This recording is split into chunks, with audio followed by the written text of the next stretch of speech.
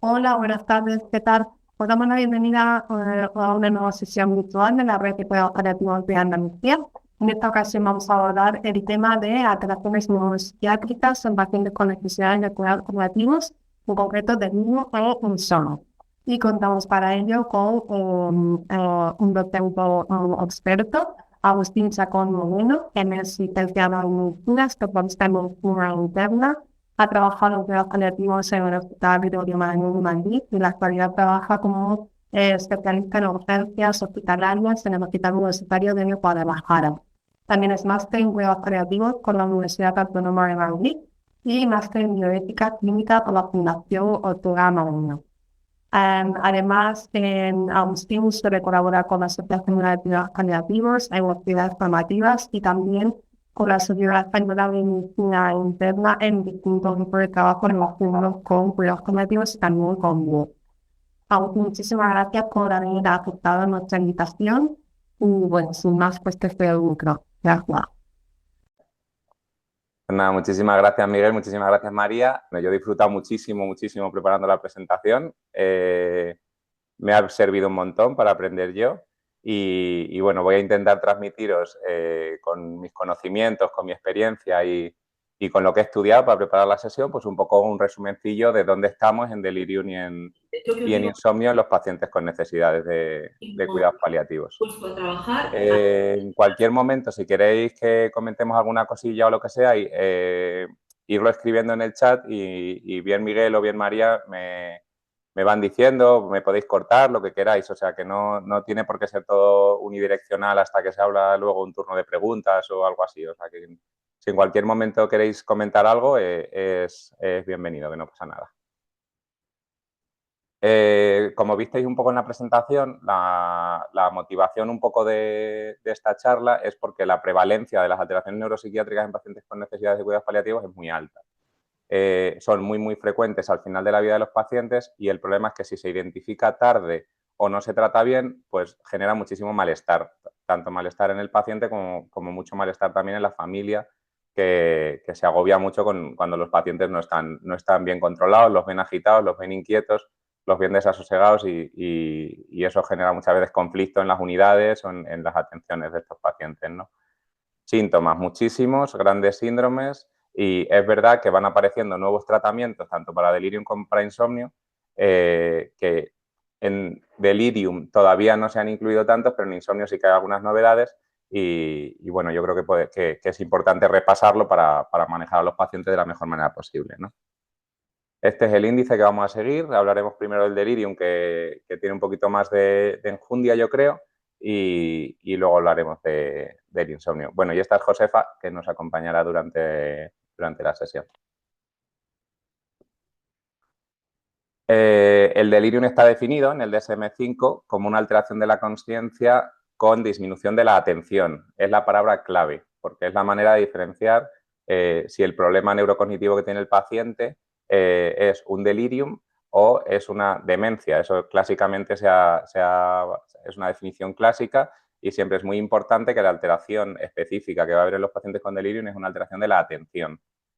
Hay fluctuación en las funciones cognitivas, es fluctuante a lo largo del día. De hecho, ya sabéis que el delirium es el típico síntoma que los que hemos hecho guardias de planta, yo que soy internista, pues te llama la enfermera para decirte que el paciente se está subiendo a la lámpara y cuando tú llegas, de repente el paciente está dormido, súper tranquilo y parece que no le pasa nada y es un bendito, ¿no? Entonces es el típico síntoma, es el típico síndrome súper fluctuante y que necesitamos valorarlo entre todos para abordarlo bien, ¿no? Y siempre o prácticamente siempre tiene una base orgánica, ¿no? Se debe a una enfermedad médica. Los psiquiatras participan del delirium, pero no tanto porque realmente el problema no viene no está en la esfera psiquiátrica, sino en la esfera médica, ¿no? Es muy frecuente el delirium, más en el hospital. Eso lo sabemos todos los que hemos hecho atención domiciliaria y atención hospitalaria. Sabemos que el paciente se agita mucho más en el hospital cuando lo sacamos de su entorno. En las UBI ya es una barbaridad y al final de la vida muy frecuente. Hasta el 90% de los pacientes al final de la vida tienen delirium. Es factor de mal pronóstico y luego se divide entre el delirium agudo, que dura horas o días, y el delirium persistente de semanas o meses, ¿no? Con más fluctuación y más variabilidad. ¿Qué pacientes tienen delirium? Pues los pacientes cuanto más mayores, más probabilidad de que tengan delirium. Cuando tienen insuficiencias orgánicas, más probabilidad. Si tienen dolor, si tienen hipoxia, si están deshidratados, si son pacientes frágiles, si están caquécticos, si tienen mucha polifarmacia. Todos esos son factores que pueden precipitar la aparición de un delirium, ¿no? ¿Qué producen todos esos factores? Aumento de la serotonina, aumento de la dopamina y disminución de la acetilcolina a nivel del sistema nervioso central. Y estos pacientes pues tienen las alteraciones propias de esa modificación de neurotransmisores, ¿no? Aumento de la dopamina, por tanto delirio, agitación, ¿no? Como en los cuadros esquizofrénicos, y luego disminución de la serotonina, disminución de la acetilcolina, pues pacientes más apáticos, pacientes hipoactivos, ¿no? Pacientes con somnolencia, con clinofilia, toda esa extrapolación de los neurotransmisores que conocemos del campo de la psiquiatría se aplican en los pacientes con delirium, ¿no? Y siempre la pregunta del millón y lo que a mí me gustaría transmitir mucho y que me parece que es como muy, muy, muy importante es que cada vez que diagnosticamos a un paciente de un síndrome confusional, de un delirium, hay que valorar la reversibilidad potencial de ese delirium, ¿no? ¿Cómo son? ¿Cómo se clasifican los cuadros de delirium, ¿no? El típico delirium es el hipoactivo, ¿no? El 50% de los cuadros de delirium son hipoactivos y se ven en el paciente que tiene una toxicidad cerebral por el tipo que sea y que se queda dormido, que no responde, que a nosotros, por ejemplo, yo ahora que estoy en el servicio de urgencias, pues con mucha frecuencia son pacientes que trae la familia, pues porque no come, porque está apático, es que lo veo como que muchas veces es debilidad de miembros inferiores. Bueno, la debilidad de miembros inferiores a veces es pues la somnolencia, la astenia, ¿no? Y ese es el más prevalente. ¿Qué pasa? Que el delirio hipoactivo preocupa muchas veces al cuidador principal, pero como no da tanta lata, el paciente no nos perturba tanto. Nos perturba muchísimo más el delirium mixto y sobre todo el delirium hiperactivo, que aunque es el menos frecuente, siempre es el que más lata da porque hace pasarlo mal al paciente, al profesional sanitario, hace pasarlo mal al familiar. ¿Con qué frecuencia el delirium es reversible? Pues en total, si nosotros cogemos el grueso de todos los delirium, dicen que son reversibles entre el 30 y el 50% de los delirium en pacientes añosos, en pacientes con edad avanzada mayores de 80 años. Esos pacientes, esos delirium reversibles se suelen deber típicamente a fármacos, alteraciones iónicas, a deshidratación, el estreñimiento, ¿no? Esa quinta, sexta constante, ¿no? que tan frecuentemente tienen en la cabeza los compañeros geriatras siempre durante los ingresos, ¿no? Ese registro de posiciones tan importante que hacen las auxiliares, las enfermeras en la historia y que muchas veces pueden estar motivando un cuadro de delirio, ¿no? Luego las infecciones, que es como el típico, el primero que se nos ocurre, muchas veces sin pensar tanto a lo mejor en las otras, ¿no? Pero la típica infección de orina que parece que pone a algunos pacientes los deja súper desconectados, ¿no?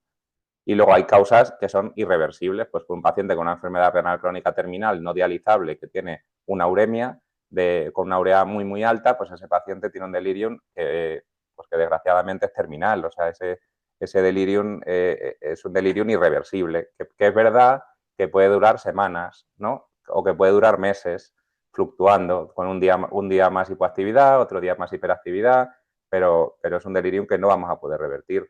O un paciente que tenga una EPOC, que ya hemos tomado todas las medidas de ventilación domiciliaria que se puedan tomar o que han sido pertinentes, ¿no? Y que pese a eso, pues tiene una hipercapnia crónica, pues ese paciente va a tener delirium fluctuante, ¿no? Y luego pacientes con alteraciones estructurales cerebrales, pues todos los pacientes con tumores cerebrales con metástasis del sistema nervioso central, pues también van a ser pacientes que pueden tener cuadros de delirium irreversible. ¿Cómo se valora el delirium? Pues el delirium, los que somos clínicos y los que hemos visto pacientes, es relativamente fácil de ver, pero tenemos algunas herramientas y algunos test que nos ayudan a clasificarlo, ¿no? Entonces, tenemos unos test que yo os he puesto aquí en esta presentación y que he asociado a un hipervínculo, que ahora mismo no sé por qué no me abre. no sé por qué no me abre aquí. Mira, cuando lo pincho, si pinchas Confusion Assessment Management, te pasa al CAM en esta página web, mdcalc.com, y ahí tenemos, por ejemplo, el CAM. Entonces te pregunta, pues, ¿cómo es el RAS? Según si le das, pues te dice, inidio agudo o evolución fluctuante, pues tú le puedes clasificar aquí. Falta de atención, ¿sí o no? Sí, tal. Pues tú cuando le clasificas, le pones aquí la puntuación, te clasifica, te da un resultado que te dice si el CAM, si el cuestionario de valoración de delirium es ausente o es presente, ¿no? Y con eso, pues, muy fácil en una página web que podemos tener todos guardada, tenemos ahí un apoyo para la clasificación del delirio. Luego hay otro que es el test de las 4 As, que también lo tenemos aquí, que igual, ¿no? O sea, vigilancia, edad, fecha de nacimiento, lugar, año actual, esas preguntas, si comete errores, si no comete errores, y lo mismo, según los datos que nosotros le metemos aquí a la calculadora, nos clasifica de manera muy sencilla que el paciente tiene o no tiene un cuadro de delirium. Y luego el test más, o sea, que se está utilizando más en los estudios en cuidados paliativos es el EMDAS. Entonces, el EMDAS es una escala de delirium que, además de diagnosticar el delirium, valora la severidad. Entonces, si tiene el paciente más de 7 de 30 ítems, eso es diagnóstico de delirium en cáncer con una sensibilidad y una especificidad, como veis, muy, muy altas, y está validado en español, que a mí me costó mucho encontrarlo, pero me lo pasó Alberto Alonso, el jefe de cuidados paliativos de La Paz, y lo tengo disponible aquí en un PDF que luego le haré llegar a María, no sé si de alguna manera os lo podremos hacer llegar a los demás para que lo tengáis, porque sí que creo que está muy bien, es intuitivo, es rápido y yo creo que es chulo que lo tengamos todos a mano para poder utilizarlo en un determinado momento si no tenemos claro si el paciente tiene o no tiene delirium, porque está ahí un poco en el limbo que tengamos este test que en un momento se hace. Son 9 ítems, o sea, 10 ítems y es bastante intuitivo. Lo podemos enviar por correo a las personas que estáis conectadas y podemos ponerlo también en la web, en la sección donde está la información de esta sesión. Si es que ¿lo puede publicar, Agustín, o entraríamos en Sí, conflicto? sí, sí, sí. O sea, yo lo tengo disponible, pero vamos, que es público, o sea, eso está publicado y todo. Sí, sí, sí. Fenomenal. Pues os lo haremos llegar a través de María entonces en la web o a través del correo. Esto respecto a las herramientas diagnósticas, ¿no? Y luego hay un estudio que a mí me pareció muy, muy bonito también el leerlo, porque hablaba de la asociación entre cómo se siente el cuidador cuando el paciente tiene angustia relacionada con el delirium, ¿no? Entonces, decía traduje alguna parte que decía, el dolor asociado con la muerte generalmente exacerba la angustia fisiológica y psicológica de los pacientes y familiares, agobia a cuidadores familiares y presenta un desafío significativo para los sanitarios, ¿no? Empeora francamente la comunicación entre el triángulo paciente, familiar, profesional, que sabéis que es nuestro triángulo de cuidados paliativos, el triángulo continuo, ¿no? Nosotros necesitamos saber lo que quiere el paciente, a veces el paciente no puede tomar decisiones, tenemos que tomar las decisiones con ese familiar, a veces el familiar no lo tiene claro, a veces le tenemos que dejar tiempo y es el familiar hablando con el propio paciente los que al final llegan a un consenso de qué quieren hacer y cómo y cuándo, y luego te lo transmiten al profesional. Otras veces hay que hablar con el familiar en privado, otras veces hay que reunirse todos y tomar una decisión consensuada, ¿no? Pues en una situación de delirium con el paciente inatento es muy difícil hacer estas valoraciones, ¿no?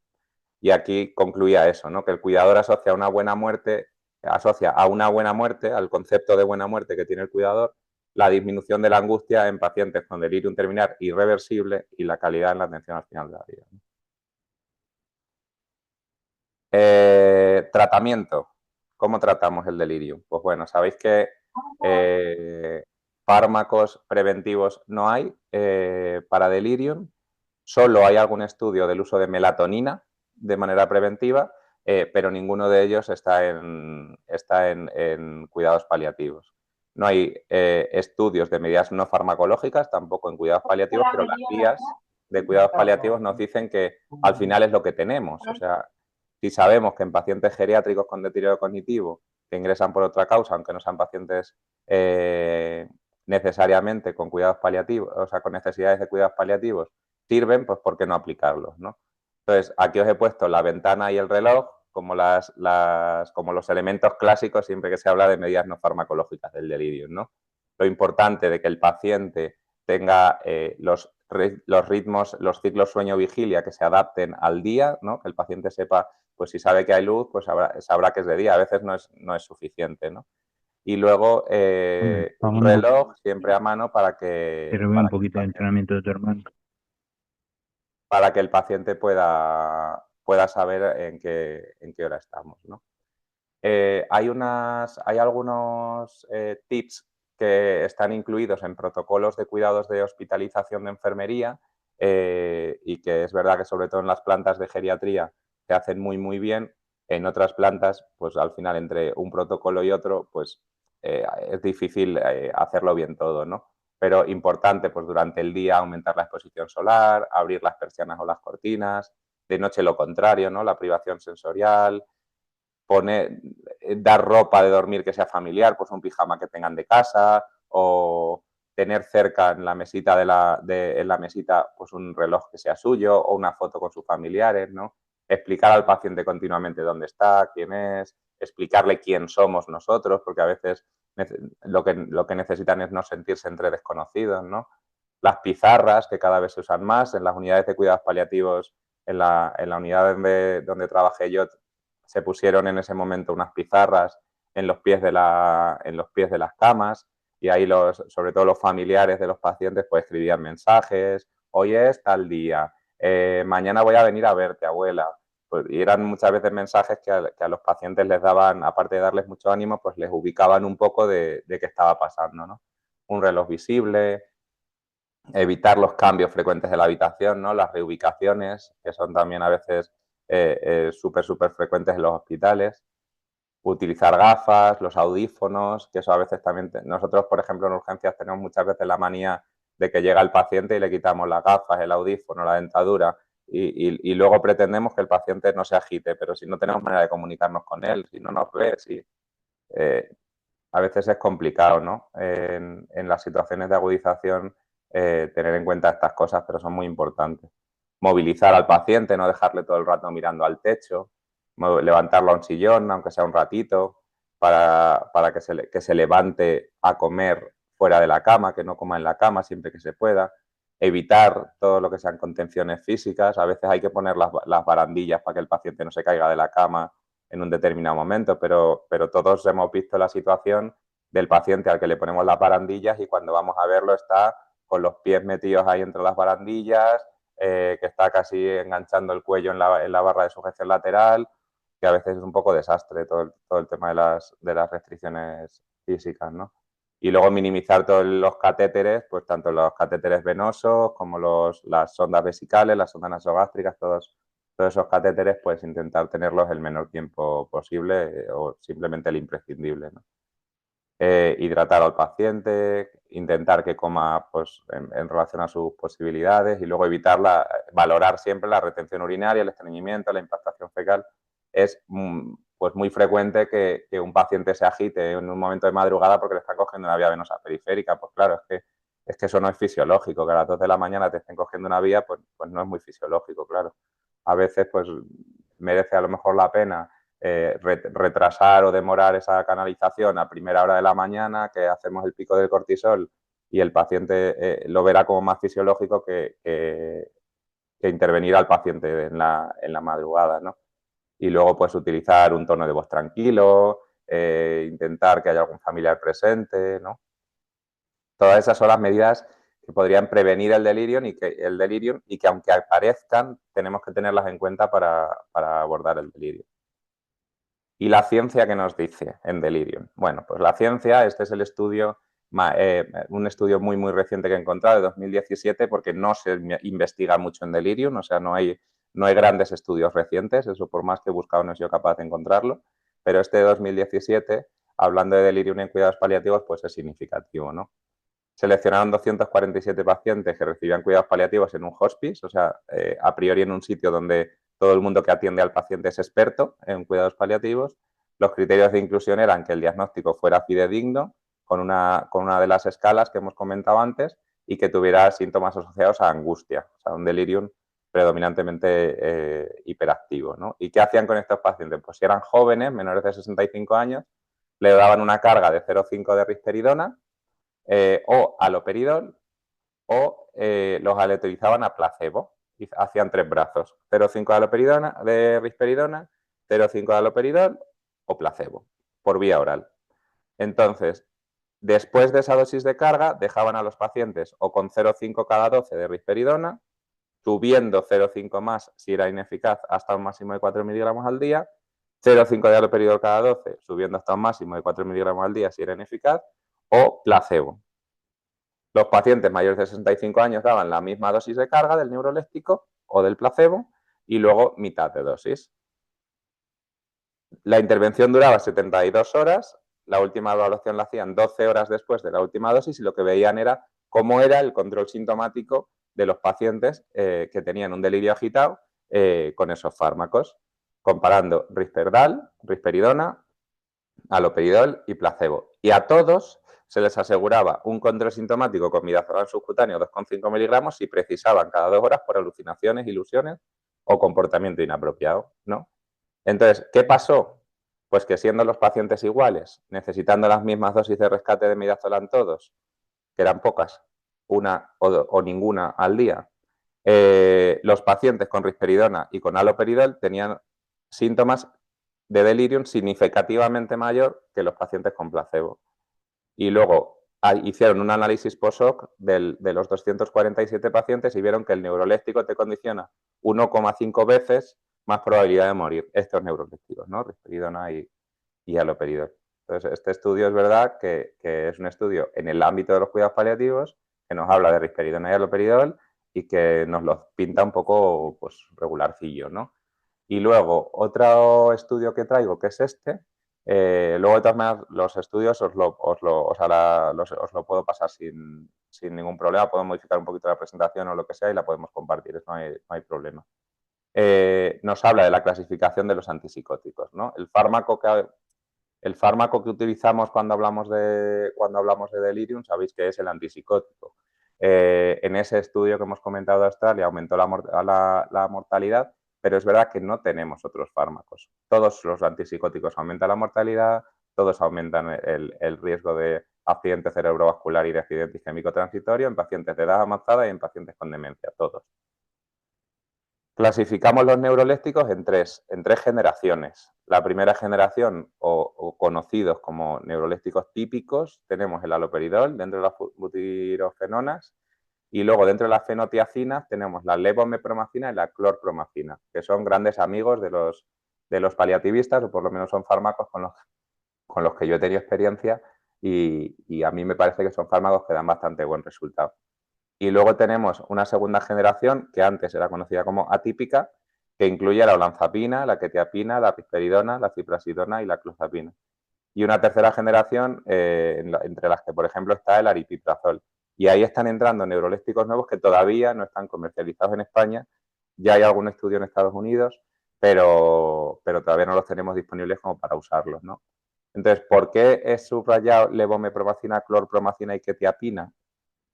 Me faltaría también olanzapina, pero bueno, estos tres, pues porque son fármacos neurolépticos que tienen un efecto importante sedante. O sea, no es un fármaco como el aloperidol no es sedante, el aloperidol a veces, como le quita las alucinaciones al paciente, el paciente se duerme porque se queda tranquilo al dejar de tener alucinaciones, pero el aloperidol per se no es un fármaco especialmente sedante. De hecho, en cuidados paliativos sabéis que lo utilizamos muchas veces más para tratar el hipo o para tratar las náuseas o los vómitos que para tratar el delirium, ¿no?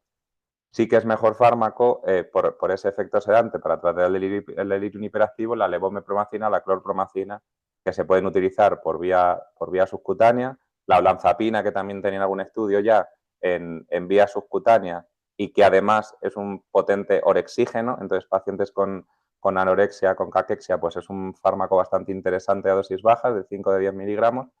Y luego quetiapina, la característica que tiene es que es un fármaco muy limpio en el sentido de efectos secundarios sobre la dopa, ¿no? sobre el neurotransmisor dopa. Porque la mayoría de neurolépticos tienen bastantes efectos secundarios. Tienen efectos extrapiramidales, pues distonías, acatisia, el parkinsonismo, ¿no? Que muchas veces es lo que más vemos en pacientes tratados tratados más tiempo, ¿no? Con estos fármacos que desarrollan cuadros de parkinsonismo. Ahí es mejor la quetiapina y la levomepromacina. Luego estos fármacos bajan el umbral convulsivo, sobre todo levomepromacina y clorpromacina, son mejores ahí el haloperidol y los fármacos de segunda generación. Entonces, pacientes pues, que tengan antecedentes de epilepsia, tendríamos que utilizar mejor haloperidol y olanzapina o quetiapina.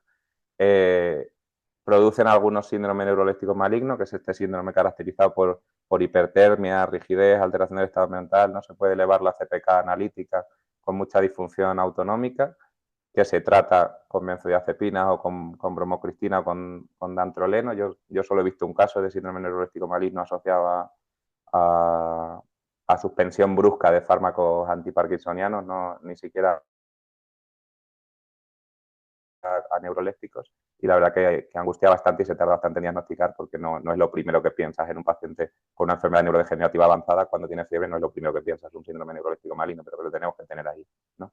Y en todos los pacientes que produzcamos una activación brusca, una activación significativa de la dopa, ¿no? Bien mediante antiparkinsonianos o bien mediante fármacos neurolépticos, ¿no?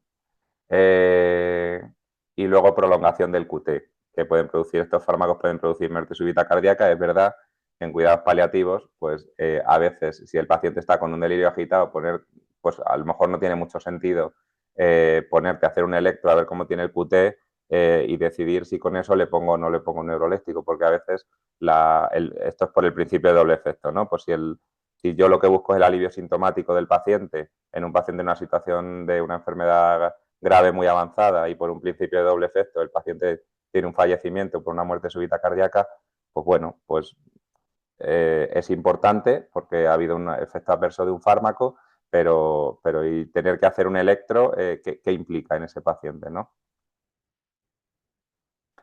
Y con lo que os he contado, pues claro, si los neurolépticos matan a los pacientes, ¿no? Bueno, matan a los pacientes, aumentan la mortalidad de los pacientes y tienen tantísimos efectos secundarios, ¿qué hacemos? ¿No? Pues la verdad que da como un poco ataque de pánico después de estudiarse el tema. Yo antes me preocupaba un poquito menos el manejo de los pacientes con síndrome confusional, pero una vez que me estudia el tema dices, pero ¿y entonces qué hago? ¿No? Y al final te convences por lo que hablaba antes, ¿no? Por el principio de doble efecto.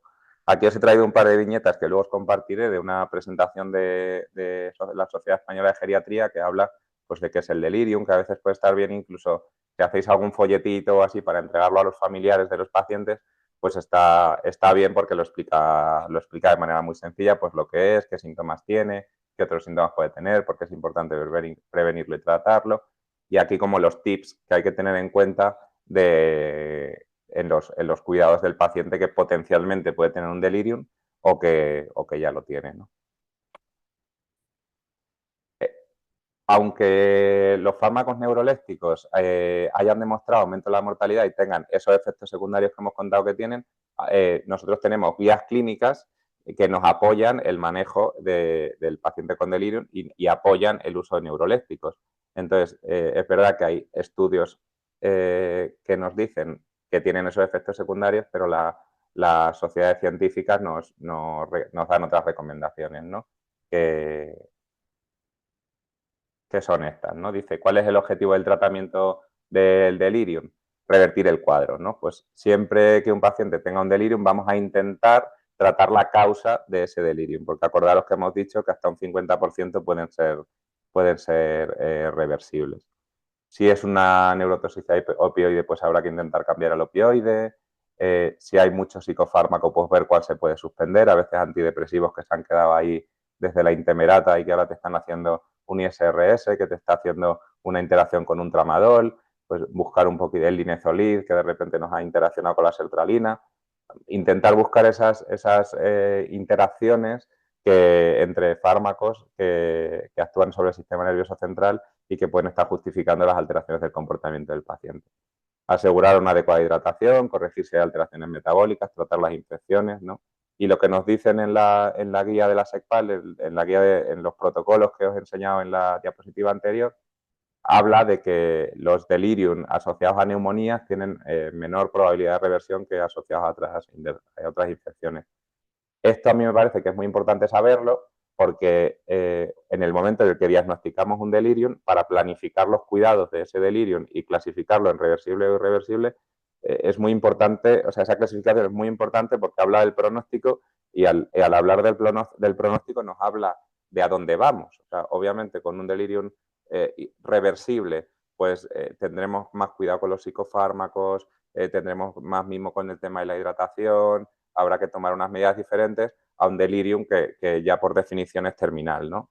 Es importante porque la expectativa que nosotros tengamos como profesionales y que sembremos en las familias va a hacer que todo el proceso de cuidados del paciente sea más adaptativo y sea más tranquilo para todos, ¿no? Para el paciente, para el familiar y para el profesional, porque los objetivos han quedado muy claros de a dónde vamos, que muchas veces es el problema principal con estos pacientes, ¿no? Intervenciones no farmacológicas, lo que hemos hablado, no está evaluado en cuidados paliativos, hay pocos estudios y de baja calidad que tampoco muestran un efecto así muy, muy significativo, pero es verdad que en casos de delirium de intensidad baja moderada, pues bueno, pues si nos pueden aliviar y podemos evitar farmacoterapia, pues ¿por qué no probarlo? Tampoco son medidas tan costosas, ¿no? Tratar causas reversibles, función renal, pues los pacientes se deshidratan porque dejan de comer, porque han tenido fiebre, porque han tenido una infección, tienen hiponatremias, tienen hipo o hiperglucemias y se entran en situación hiperosmolar, las hipercalcemias del paciente oncológico también muy importantes y luego suspender los fármacos pro delirium, ¿no? A veces esos diuréticos que se han quedado ahí durante un montón de tiempo, fármacos que no están predisponiendo a la hipotensión en un paciente que ya no los necesita. Importante es revisar siempre todo el tratamiento del paciente de manera sistemática, ¿no? En caso de neurotoxicidad inducida por opioides, pues ya sabéis, hidratar y rotar.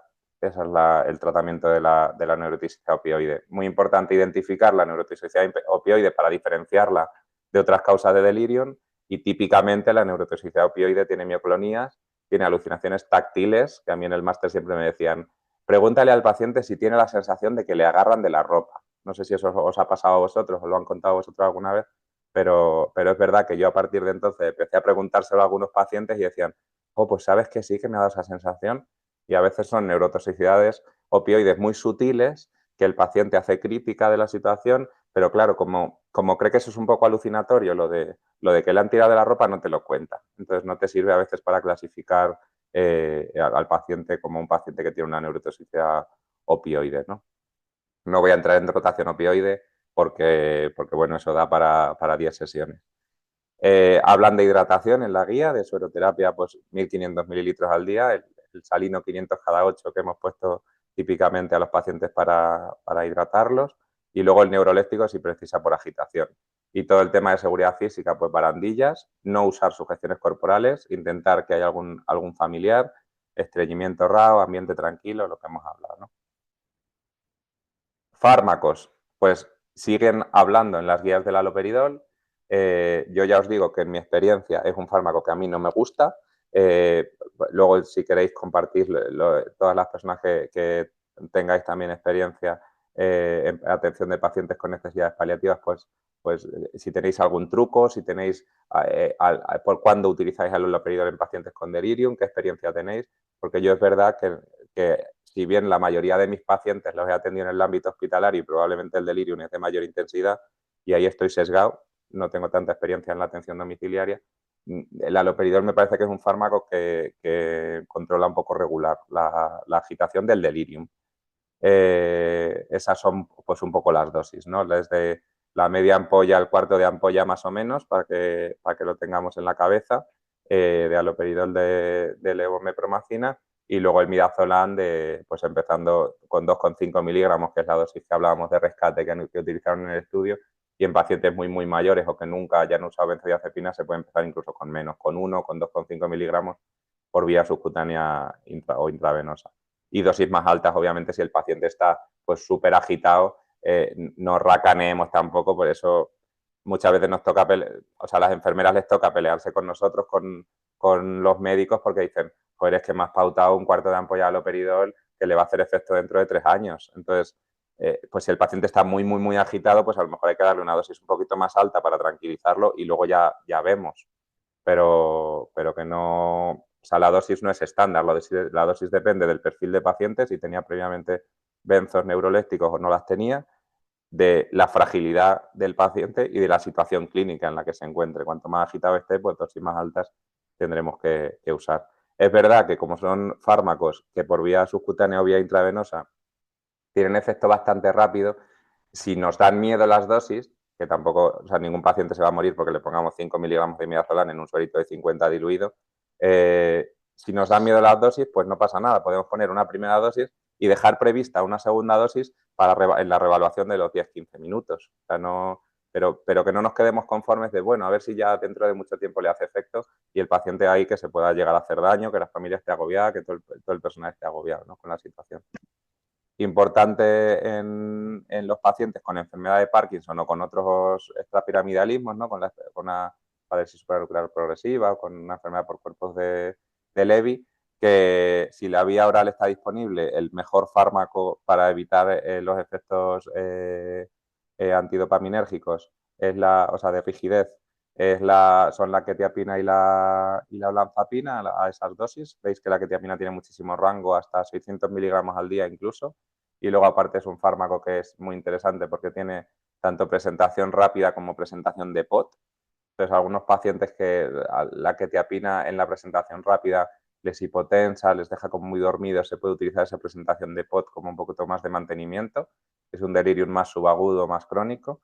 Y luego la olanzapina, que tiene también una cosa muy interesante, y es que tiene una presentación que es bucodispersable. Entonces, no necesitas que el paciente te colabore demasiado para que se trague la pastilla, que se la deja en la boca, que me la escupe.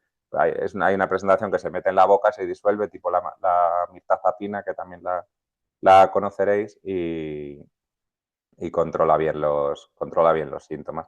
Un truco respecto a los fármacos que son más sedantes son los que acaban en ina, que es una cosa que me dijo una vez una residente de psiquiatría que yo no había caído nunca, pero quetiapina, levomepromacina, clorpromacina, olanzapina, los 4 que acaban en ina, son los neurolépticos sedantes.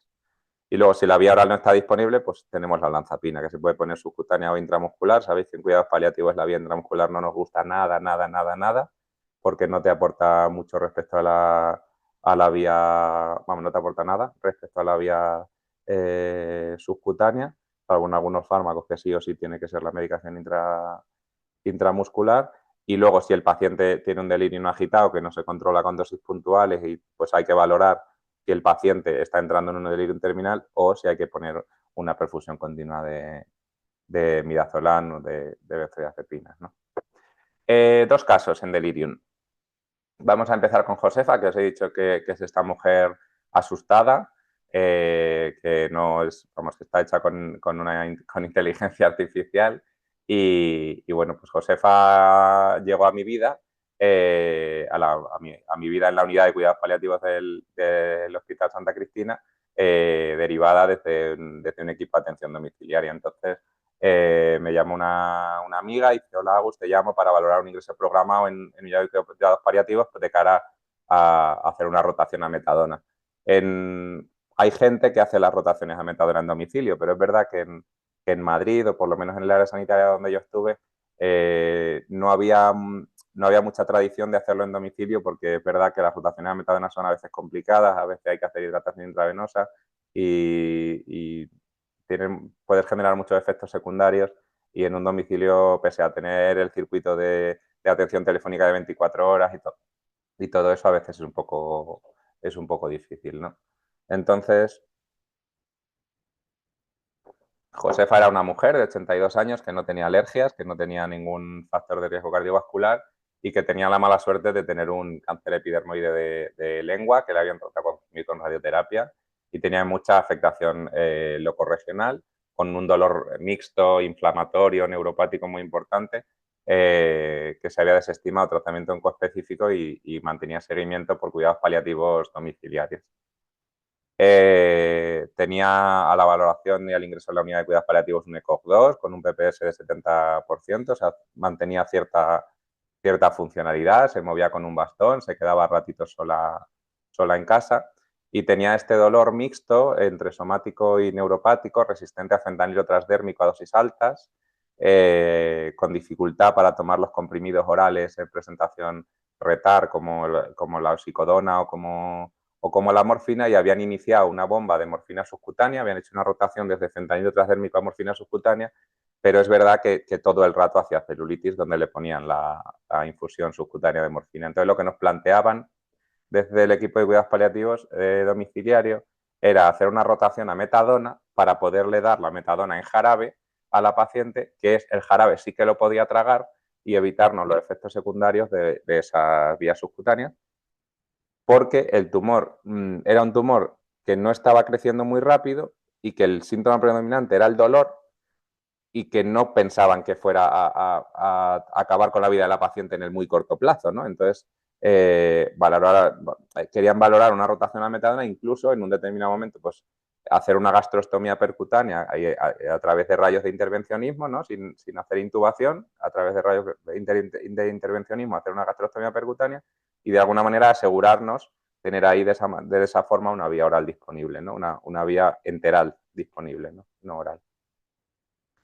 Ingresó, al día siguiente hicimos la rotación a metadona, que fue mi primera rotación a metadona, que me ayudó uno de los adjuntos más veteranos, según una fórmula habitual, y la paciente evolucionó mal en las primeras 24 horas, con mal control del dolor, necesitó rescate de metadona y de fentanilo, mi compañero me dijo que había que aguantar un poquito. Nosotros los rescates de la metadona ponemos los 2 primeros de metadona y el tercero ya de fentanilo, para intentar no generar toxicidad como tiene la vida media tan larga y se acumula tanto la metadona. Aguantamos, el día siguiente igual de mal, dosis en ascenso y apareció el delirium. La paciente tenía en ese momento un delirium mixto, estaba a veces hiperactiva, gritando, muy agitada, desorientada, totalmente inatenta y otros momentos pues súper somnolienta, apática. No éramos capaces de darle nada de comer, ni esas cremas frías que ella estaba comiendo estos días de atrás, no éramos capaces de darle nada. Entonces, ¿qué hicimos? Pues bajar la dosis de metadona. Como estaba con el delirium, el dolor era muy difícil de valorar. Intentamos mantener unas dosis de metadona estables y lo que hicimos fue iniciar le pusimos algún rescate de levomepromacina, fue efectivo. Y al ser efectivo, lo que decidimos, hablé con la familia y le dije, mira, no sé si esto que está haciendo es un cuadro de delirio que sea terminal, porque no vamos a ser capaces de controlar el dolor de otra manera, y si el dolor es refractario, pues tiene indicación de sedación paliativa incluso, o es solo toxicidad por el fármaco y vamos a conseguir revertirlo. Entonces, vamos a ponerle medicación para que ella esté tranquila. En una perfusión continua pusimos como 25 miligramos de levomepromacina y 10 miligramos de midazolam, algo así, a pasar de 24 horas.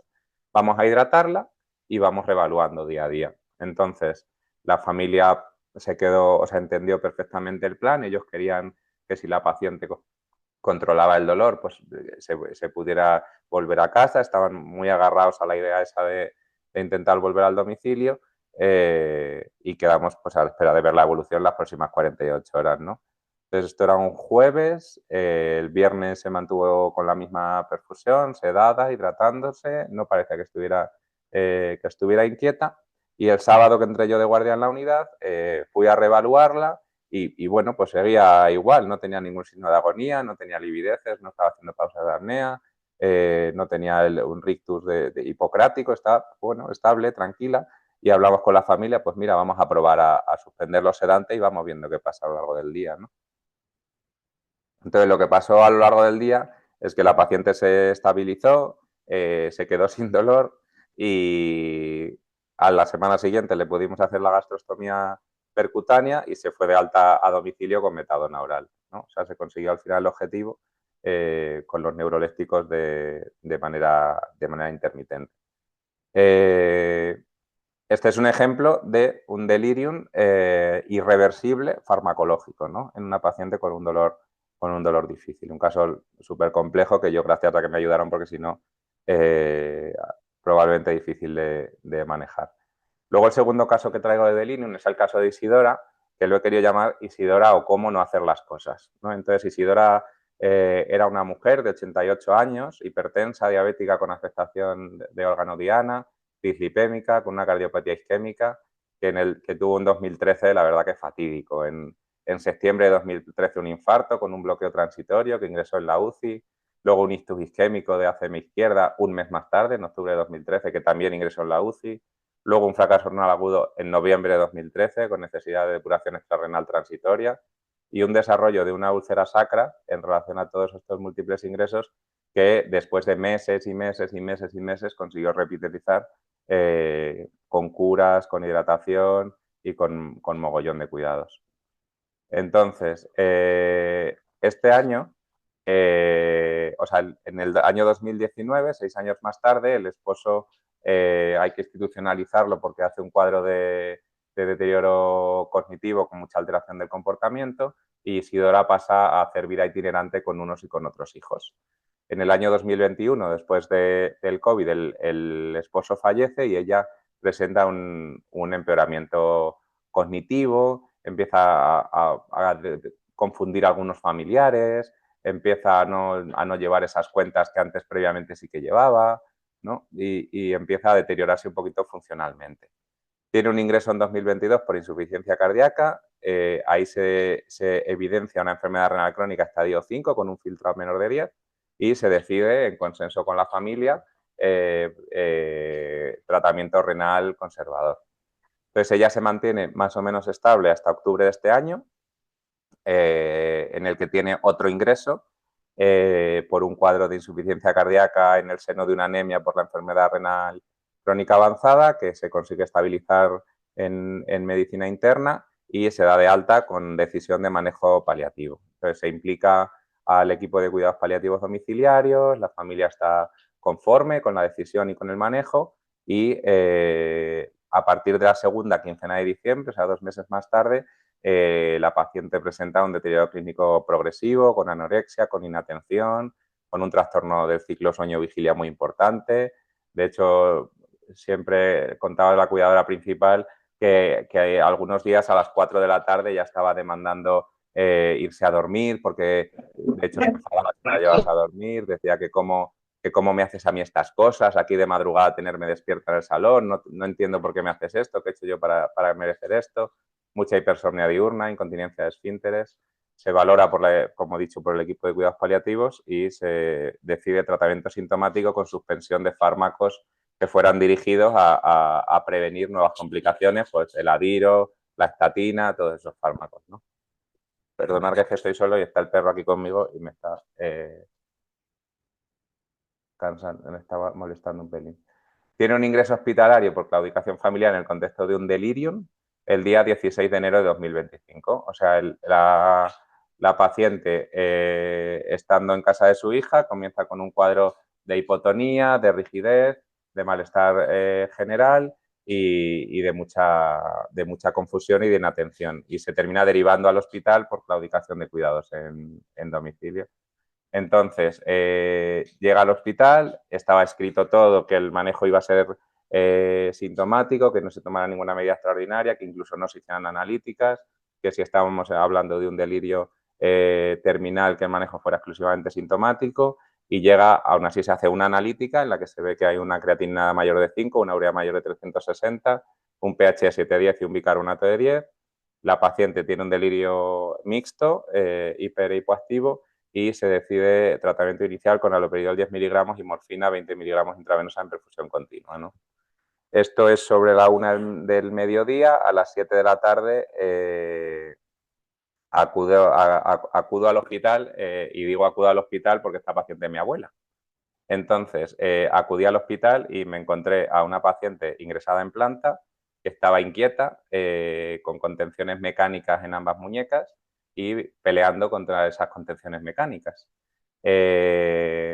Entonces, pues yo, con la experiencia que tengo en otras cosas de medicina no, pero en cuidados paliativos sí, pues la verdad que me enfadé bastante, le quité las contenciones, le quité un oxígeno que no necesitaba y pedí a la enfermera que por favor ajustara un poco el tratamiento. Entonces le pusieron un bolo de midazolam, justificaron las contenciones en que no se retirase la vía intravenosa, cuando lo que pasaba es que el control sintomático no estaba hecho. Por eso hablaba antes un poco de ver qué fármaco, a qué dosis necesita cada paciente en relación a los síntomas que tenga, ¿no?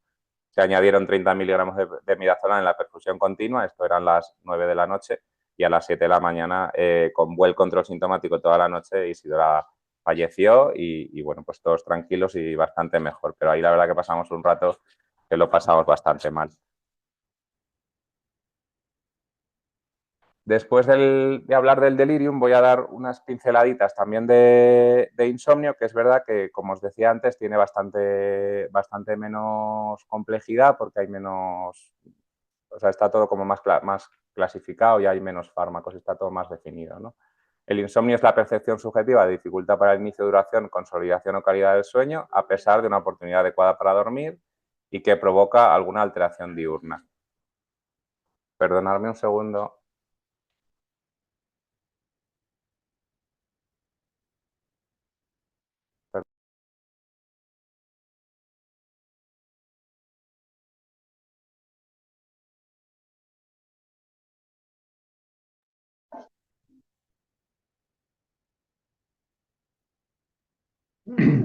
¿Ha pasado algo, Agustín? No, disculparme, no, que o sea, que estaba el perro y no quería que os estuviera molestando a vosotros.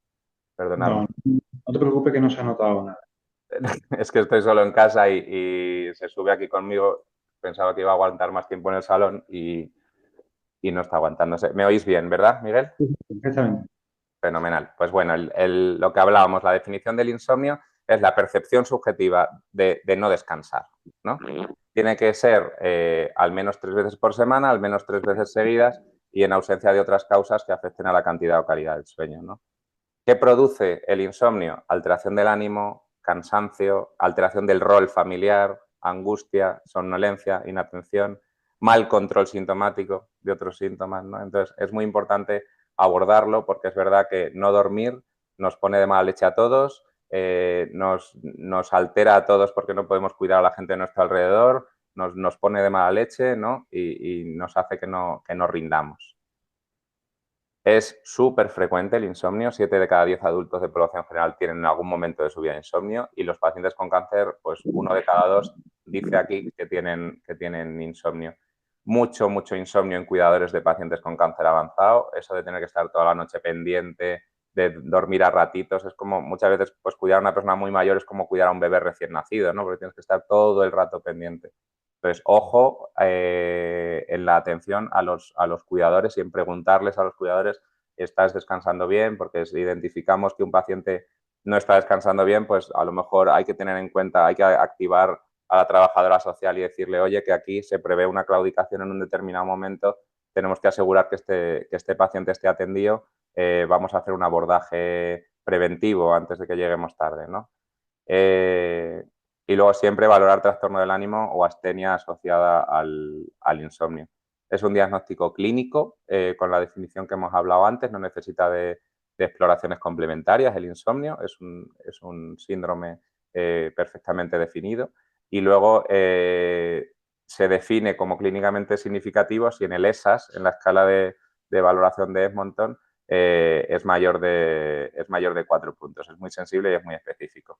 Y luego se clasifica el insomnio pues en distomnias, ¿no? Si el problema es que no concilio el sueño o que no lo mantengo, en parasomnias, si lo que tengo son pesadillas y sueños vívidos, sonambulismo, o si lo que tengo es una alteración del ciclo sueño-vigilia, ¿no? Pues pacientes que duermen durante el día, que no duermen por la noche, típico de las demencias, de los ictus, como le pasaba a mi abuela, que os he comentado antes, ¿no?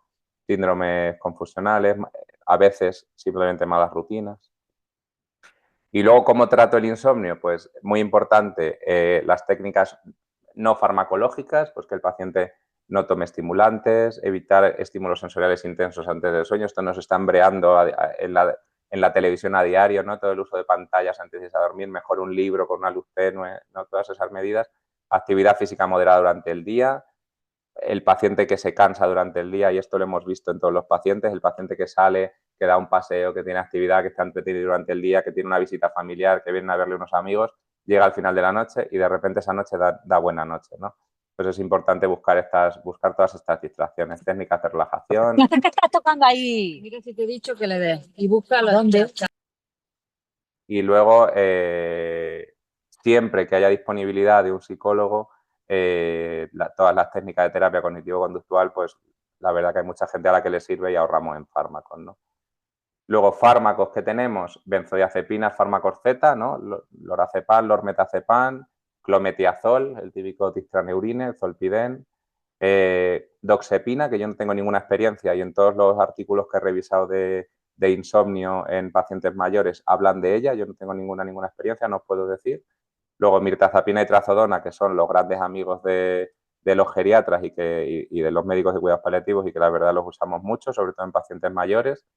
Y estos fármacos nuevos que son los antagonistas de las orexinas, que ahora os contaré un poquito más de ellos. Y en cuidados paliativos dicen que no hay indicación ni de melatonina, ni de antihistamínicos, ni de antipsicóticos, ni de CBD, ni de fitoterapia. No podemos recomendarlo como basado en la evidencia. Es verdad que lo de siempre, pues habrá gente que por efecto placebo, por lo que sea, le puede servir, pero como base en la evidencia no podemos recomendarlo. Y estos son los fármacos que os hablaba aquí de antagonistas de las orexinas, que son fármacos bastante interesantes y que lo que hacen es bloquear los receptores de las orexinas, que la orexina es la que hace que se desencadene la vigilia. Entonces, al bloquear ese receptor, no se reproduce el trigger de la vigilia. Entonces, el sueño se mantiene más tiempo. Claro, si nosotros estamos durmiendo toda la noche, de repente la orexina nos da el gatillo para empezar la vigilia. Esto lo que hace es bloquear ese momento. Entonces, aguantamos más tiempo con el sueño más profundo. Entonces, está indicado en pacientes adultos con insomnio crónico de más de 3 meses y yo, por lo que me está informando, si alguno tenéis más información, pues bienvenida sea y la compartimos aquí. Por lo que yo estaba hablando con los compañeros de psiquiatría, que son sobre todo los que lo pautan, el fármaco que está en España, que sí que está ya en las farmacias, es el daridorexant, que como veis tiene un nombre súper sencillo para pronunciar, que es el Quviviq, el de la izquierda del todo. Y hay un informe de posicionamiento terapéutico de la EMS ya del 20 de diciembre de 2024 donde sienta las indicaciones y dice que está indicado en insomnio crónico siempre que fracase la terapia cognitivo-conductual y la primera línea, que serían benzodiazepinas y fármacos Z. La dosis habitual es de 50 miligramos día y se baja a la mitad, a 25 miligramos día, que el paciente es muy mayor, si toma inhibidores del CYP3A4 o si tiene insuficiencia hepática. Entonces, importante, ¿el paciente tiene un insomnio de larga duración? Pues explorar por qué tiene ese insomnio de larga duración, si hay alguna afección concomitante, si hay algún síntoma que está mal controlado, qué tratamiento se ha probado, hacer una buena historia clínica de ese insomnio. ¿Tiene el paciente buena higiene del sueño? Pues educar a ese paciente que haga algo de deporte, que haga actividad durante el día, que evite las pantallas a última hora, que evite el consumo de estimulantes a última hora, que evite a veces beber agua, porque muchas veces los pacientes beben agua ya por rutina todo el día y luego lo que les pasa es que no duermen porque se levantan a orinar 5 veces. Pues no bebas agua a partir de las 6, 7 de la tarde o disminuye la ingesta hídrica en ese momento, ¿no? Luego, ¿hay ansiedad, depresión, tristeza o algún trastorno adaptativo? Pues vamos a abordarlo. ¿Hay mal control de otro síntoma? Pues abordar ese síntoma, ¿no? A veces la gente te pide un hipnótico y si exploras un poquito más, pues lo que pasa es que por la noche tiene dolor o tiene dificultad para respirar, pues a lo mejor tenemos que entrar por otro lado, ¿no? Si hay demencia asociada, pues intentar al paciente tenerlo estimulado con terapia ocupacional, con estimulación neuropsicológica durante el día para que llegue un poquito más cansado a la noche y siempre evitar benzodiazepinas porque pueden empeorar el cuadro de delirio en los pacientes con demencia. Y luego hay fármacos que empeoran el insomnio, pues típicamente los esteroides, los inhibidores de la recaptación de serotonina, el metilfenidato, algunos antihipertensivos, que se recomienda que de darse, pues se den a las primeras horas de la mañana, que se eviten dar por la noche. Os voy a traer un caso de insomnio que tuvimos el otro día en urgencias, que es un paciente que le he puesto de nombre Ahmed, que es un varón de 56 años, diagnosticado el 2 de enero de 2025 de un cáncer de pulmón en Marruecos y que se traslada con su mujer a España e ingresa en el hospital para estudio. Entonces, tuvo un ingreso en medicina interna con todas las pruebas habidas y por haber pertinentes para la situación y el diagnóstico al alta es un probable adenocarcinoma pulmonar con metástasis cerebrales. Tiene dos parietales, no hay ninguna de ellas frontal, con edema, hepáticas y ganglionares, ¿no? Y al alta, cuando le dan de alta a los compañeros de medicina interna, más o menos el día 10, creo recordar, o el día 14, tiene dexametasona 4 miligramos cada 8, paracetamol 1 gramo cada 8 si dolor, Codexar un comprimido cada 8 si tos y luego un inhalador de indacateroglicopirronio, ¿no? Lo trae la esposa a urgencias porque desde que se fueron de alta el paciente se encuentra muy nervioso, sobre todo más en los últimos días, con mucha labilidad emocional, grita por la noche, se levanta a pasear por la casa y el paciente dice incluso que esta noche habré hecho pues por lo menos unos 20.000 pasos, ¿no? El paciente mantiene funcionalidad, sale al parque a ver a los amigos, pero hablar del cáncer le pone muy nervioso, ¿no? Y cuando vuelve a casa pues está irritable con ella, incluso la amenaza, a veces refiere que no la conoce, le dice que se vaya de casa. Pues aquí mi planteamiento era un poco, pues, ¿qué está pasando, no? ¿Cómo hacemos la intervención en este paciente? Que está un paciente con un cuadro agudo más o menos de alteración del comportamiento, donde predomina una química hiperactiva, ¿no? Que está un poco desorganizado, que está confuso. Pues, ¿será que este paciente tiene un síndrome confusional asociado a algo?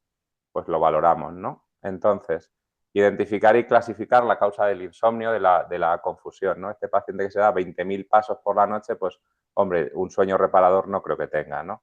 Pues sería un insomnio agudo, sería un insomnio de conciliación, porque el paciente no es capaz ni siquiera de coger el sueño. Tendríamos que explorar si hay patología neurológica o psiquiatra, la hay, pues, o psiquiátrica, la hay patología neurológica porque hay metástasis cerebrales con edema, ¿no? Si hay ansiedad o demencia, pues un componente de ansiedad probablemente habrá en un paciente previamente sano que le dicen que tiene un cáncer de pulmón metastásico, pues probablemente haya un componente importante de ansiedad. Hay que revisar el tratamiento, ver si hay algún estimulante. Aquí tenéis a la derecha el tratamiento, pues el primer estimulante y a dosis muy altas que estamos viendo es la desametasona, ¿no? La desametasona se puso de inicio porque el paciente tenía un déficit neurológico focal en un miembro superior que había revertido en las primeras 24 horas de tratamiento. Entonces, pues una cosa a plantearse es necesitamos esas dosis de desametasona desde hace ya más de 10 días. Pues tenemos que ver si son necesarias o no.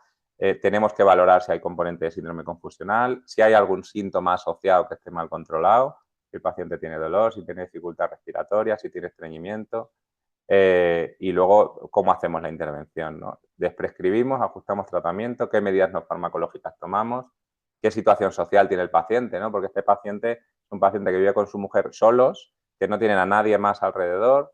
La mujer está empezando a claudicar porque de hecho comenta muchísima ansiedad, que tengo miedo que en algún momento me pegue, cuando en ese momento se pone tan nervioso no sé cómo manejarlo, pues ahí la trabajadora social tendrá que realizar también una intervención para ver un poco cómo vamos a planificar cuidados y luego qué fármacos utilizamos, ¿no? Entonces, este paciente lo que hicimos fue descenso de dosis de desametasona que se puso para control sintomático para disminución de la focalidad neurológica en un paciente con metástasis cerebrales, pues probablemente con 4 miligramos cada 24 horas sería suficiente, no necesitaríamos incluso ir bajando más todavía, ¿no? Hasta quedarnos con la dosis mínima suficiente.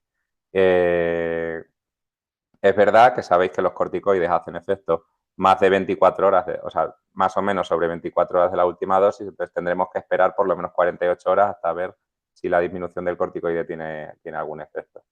Luego, ansiolíticos a demanda según evolución, pues es un paciente que probablemente tiene una ansiedad relacionada con el diagnóstico, además de un componente de psicosis esteroidea por la desametasona, entonces ahí tenemos que poner fármacos ansiolíticos. Nosotros utilizamos clonazepam por ser un fármaco de una vida media un poquito más larga y que no tuviera tanto pico, y luego ver si en algún momento de esos que se pone, pues, que no conoce a la mujer, que la quiere echar de casa porque dice que no la reconoce y tal, pues necesita algún antipsicótico, ¿no? En ese momento. Pues a lo mejor podemos utilizar quetiapina, por ejemplo, en este caso, ¿no? Que es oral y que se puede titular bien.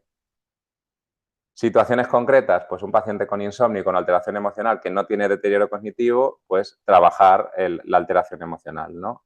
Ver si ese paciente tiene un cuadro depresivo, pues tendremos que trabajar con psicoterapia, tendremos que retirar los estimulantes, tendremos que valorar administrar un antidepresivo.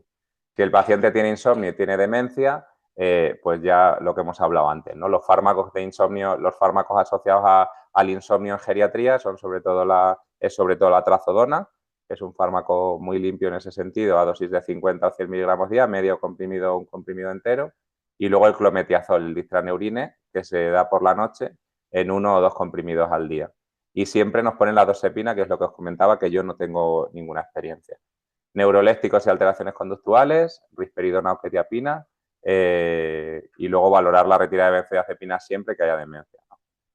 Pacientes con insomnio y ya, o sea, que solo tengan insomnio, pero que no tengan delirium, que no tengan alteración de ánimo, que no tengan psicopatología, que no tengan deterioro cognitivo, pues estos son los pacientes de las benzodiazepinas, ¿no? El paciente con insomnio sin ninguna otra cosa, pues lorazepam, lormetazepam, tolpidem, ahí tenemos esos fármacos y aquí se podrían plantear también los antagonistas de las orexinas. Si el paciente es mayor, trazodona y clometiazol, volvemos a lo de antes.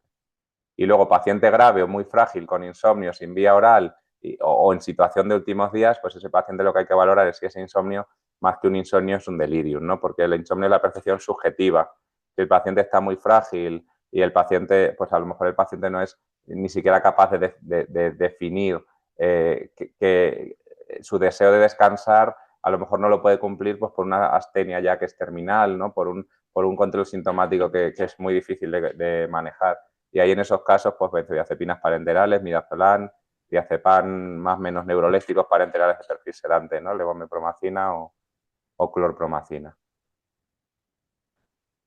Y aquí yo quería que si tenéis algún comentario, alguna duda, alguna reflexión, alguna pregunta, pues podáis lanzarla y podamos comentarlo, alguna experiencia que tengáis o lo que queráis. Dice, estas personas que has presentado en los casos clínicos se valoró mediante escalas como las que has mencionado. Claro, pues no lo hice, porque yo no conocía las escalas de delirium cuando atendía a esta paciente, ¿no? Entonces, esta paciente es verdad que los días previos al delirium era una paciente con la que yo estuve hablando y con la que planificamos todo el tema de la rotación a metadona, yo se lo expliqué, le expliqué lo que podía pasar, que nos podíamos pasar de dosis, todo eso lo hablamos.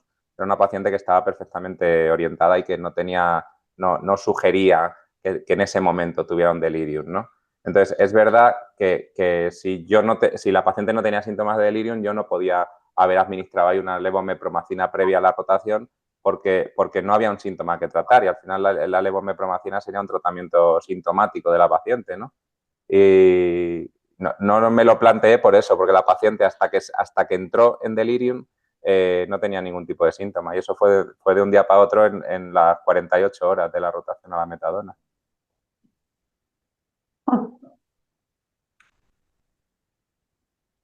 No sé si alguien tiene alguna pregunta, si queréis abrir el micrófono o lo que sea. No sé si lo de la doxepina que he comentado, si alguien tiene alguna experiencia. Dani te anima a usar la quetiapina, pero solo pone eso, animo a usar más la quetiapina. O a ti o al resto, no sé a quién anima. Perdona, no me pongo la cámara porque como he tenido problemas de conexión para no cargarla mucho. Si quieres, Mira, me pregunta. Agustín, Vale, puede compartir y nos vemos las caritas, voy. las personas que estáis con cámara.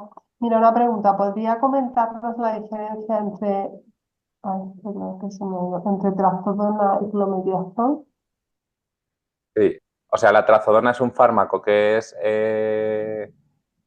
un fármaco que es antidepresivo, lo único que como antidepresivo es que no tiene un potente efecto antidepresivo y está dentro del grupo del grupo de los inhibidores de la noradrenalina, ¿no?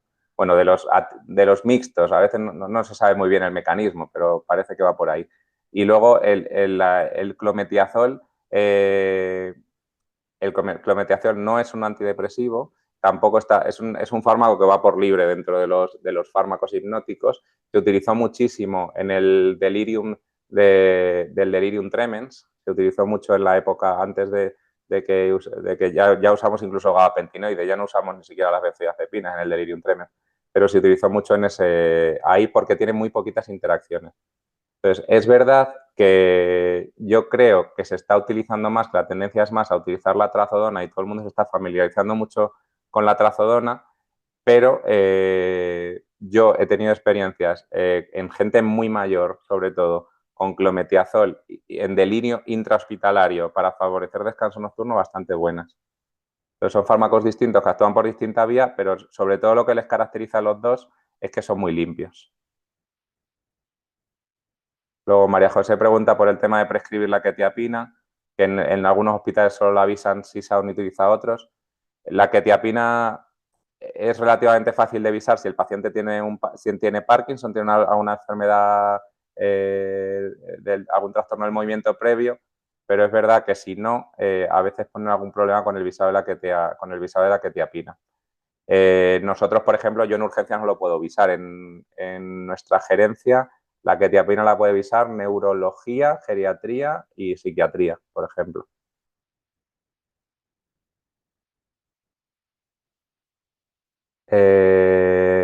Miguel Ángel habla de la mianserina para el insomnio. Yo no tengo ninguna experiencia. Y luego pregunta Cristóbal Urrea, midazolam en perfusión nocturna. Justo era, si no salía este tema, tengo la diapositiva siguiente que tenía justo después de las preguntas, era el tema de la sedación intermitente. Pues yo creo que para mí fue un gran hallazgo. Es verdad que es un tratamiento como más en pacientes que están llegando al final de la vida, a lo mejor una situación de últimas semanas, una situación de últimos días y que tienen mal control sintomático o tienen mucho miedo a la muerte, tienen mucha angustia existencial y no se permiten dormir porque a lo mejor tienen miedo a morir o tienen miedo a no dejar las cosas cerradas, pues en esos pacientes la perfusión nocturna de midazolam, la sedación intermitente, yo he tenido buenísimas experiencias porque los pacientes descansan y es que al día siguiente aparecen otros. Entonces, ahí lo que nosotros hacíamos era poner un bolo de midazolam, cada paciente necesita uno, pues 3-5 miligramos, se ponen en bolo, entonces el paciente ahí coge el sueño y luego se dejan, pues más o menos como dices tú, unos 2 miligramos hora programados en una bomba de infusión continua con un suero, pues en un suero de 100.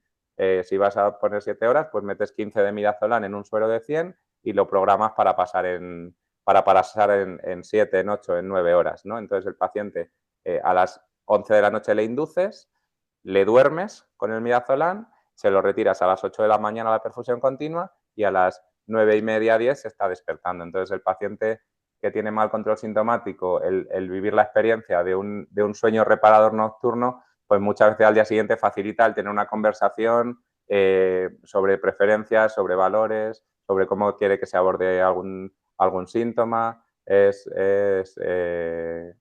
muy interesante la sedación intermitente, siempre que se haga, claro, sabiendo un poco lo que estamos haciendo, claro. Agustín, yo tengo una duda. Dime. Sí, mira, y es un poco también mezclando el tema de la bioética, que sé que también que te gusta, con el tema del síntoma refractario y, en fin, porque los síntomas neurológicos que tú has estado comentando son, la verdad, muchos de ellos podemos considerarlos síntomas de difícil control que en algunos casos o en muchos casos se hacen refractarios, ¿no? Entonces a mí una duda que me surge es, digamos, ¿cuándo lo considero refractario? Es decir, ¿hasta cuánto tiene que soportar el paciente? ¿Hasta cuándo tiene que soportar la familia para que el equipo que lo atiende considere que ya es refractario y que ya damos el paso a la indicación de la sedación? Y después también, en el caso de los que nos dedicamos a domicilio, pues claro, digamos, las alternativas terapéuticas son menos que en el hospital. Entonces, eh, esto al final es como la viabilidad fetal, ¿no? Cuando un feto no es viable perdón, es viable a las 25 semanas en países occidentales, pero no es viable a las 25 semanas en Uganda. Claro. En domicilio pasa lo mismo, ¿no? Hasta al final te das cuenta que la refractariedad también depende del ámbito de la asistencia y es un poco por tu experiencia y por lo que tú has visto, ¿qué tiempo tú consideras que, digamos, se puede mantener el ajuste del control sintomático en este tipo de síntomas, que son de tan difícil control? Pues mira, yo creo, Miguel, gracias por la pregunta, que el tiempo, lo que hay que hacer es definirlo bien con la familia para decir, o sea, cuánto tiempo vamos a estar, cómo vamos a manejar esta situación. Y para poder planificar eso, es muy importante que nosotros sentemos un pronóstico. Entonces, nos tenemos que leer muy bien el paciente, nos tenemos que estudiar muy bien el paciente y tenemos que clasificar si ese delirium, si ese síndrome confusional, si ese delirium que tiene el paciente es reversible o irreversible. Si el delirium es irreversible y la familia y el paciente y todo el mundo está conforme con que queremos, o sea, con que eso es irreversible, si eso que eso no lo decide la familia, eso muchas veces lo explicamos nosotros, le explicamos a la familia. Una sesión que vi en el hospital se llamaba Se está muriendo, ¿no? Pues yo creo que a veces hay que hablar con la familia y decirle, mira, se está muriendo. Entonces, en el momento en el que hablamos de eso, de que hablamos de un delirio irreversible, de mira, esto no va a mejorar, pues hay muchas veces la familia sola la que ya te plantea, bueno, pues pongámosle la medicación necesaria para que esté lo suficientemente tranquilo para que no esté angustiado, ¿no? Entonces, de ahí a la sedación paliativa, pues ¿cuál es el límite? Pues es que me refiero, y si al paciente yo le pongo 12,5 miligramos de Sinogan, se me duerme durante 6 horas y luego no se despierta porque lo que tenía era una urea de 350, ¿no? Como tenía mi abuela, que le pasaron unos 5 miligramos de midazolam y luego ya jamás volvió a despertar, ¿no?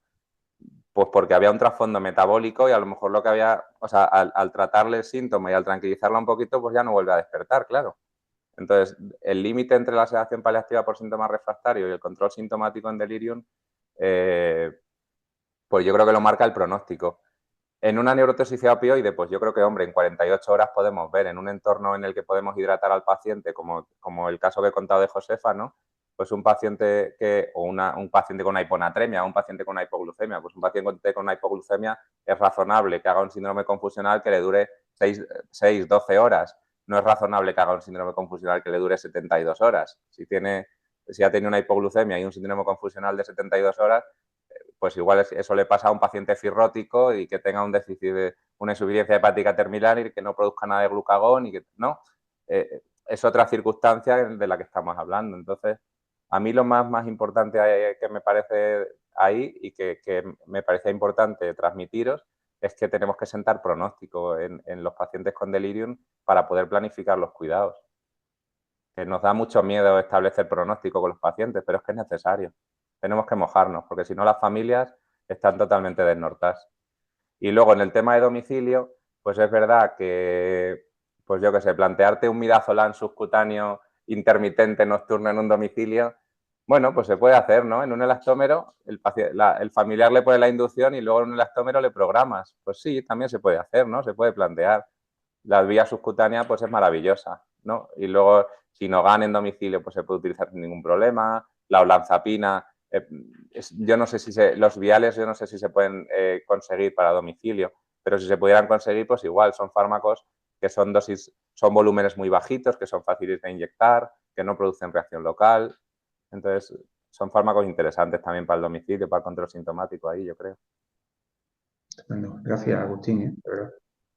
Eduardo habla de escala tipo anticholinergic scale. No he tenido ninguna experiencia de carga anticolinérgica. Es verdad que lo que he leído preparando la sesión es que probablemente se va a empezar a hablar menos de la carga anticolinérgica en los próximos años, que no está tan claro de lo de la carga anticolinérgica y el síndrome confusional. Cristina habla de que usan midazolam. Pues, o sea, a mí en cuidados paliativos el midazolam ya habéis visto en el estudio ese, ¿no? Midazolam demuestra mejor control sintomático que risperidona y que haloperidol en pacientes. Vamos, placebo más midazolam, ¿no? Mejor control sintomático que risperidona con midazolam y que haloperidol con midazolam. Pues a lo mejor también es interesante. Es verdad que en pacientes con deterioro cognitivo avanzado, pacientes muy mayores, puede hacerte respuesta paradójica. Si son pacientes en situación de últimos días, midazolam intermitente en perfusión es un tratamiento sintomático más. Es confuso y dudoso hablar de sedación intermitente. Sí, María José, gracias. Es verdad que bueno, lo usamos como sedación intermitente porque al final, como el midazolam es un sedante, utilizamos a lo mejor esa forma de hablar, ¿no? Pero bueno, sí, es un tratamiento sintomático. Sí, muy interesante. Gracias, Alicia. La experiencia clínica en Ketiapina es excelente, salvo por la dificultad por la prescripción, dice María José, eso es verdad y yo creo que pasa en todas las gerencias. Propofol y ketamina en ambiente controlado son otras opciones de moda. Propofol yo lo he usado en sedación paliativa, en control de delirium no. Y ketamina, en urgencias la utilizamos a veces para dolor agudo y a veces da un viajillo interesante de confusión, la ketamina. Gracias, Consuelo, que le ha gustado la sesión. El Sinovan lo hemos usado en sustitución de ketiapina y se puede usar por vías subcutáneas. Muy, muy interesante Sinovan. Yo creo que en cuidados paliativos tiene un hueco tremendo. Tremendo. En la farmacia hospitalaria no se dispone de Sinovan y se sustituye por metotrimetracina, medicación extranjera que en mi experiencia es equipotente y proporcional. Pues no tenía ninguna experiencia, Cristóbal. Gracias. Miguel Ángel dice, el caso de Isidora, por ejemplo, ¿cómo lo definirías? Pues mira, Isidora tenía un delirium crónico irreversible, porque tenía un cuadro confusional con alteración del ritmo sueño-vigilia, con alteración de la atención, con confusión de las caras de familiares, que era secundaria a la uremia mantenida y era irreversible porque el riñón no va a mejorar, no vamos a hacer una terapia de reemplazo renal. Entonces yo lo definiría así, el caso de mi abuela.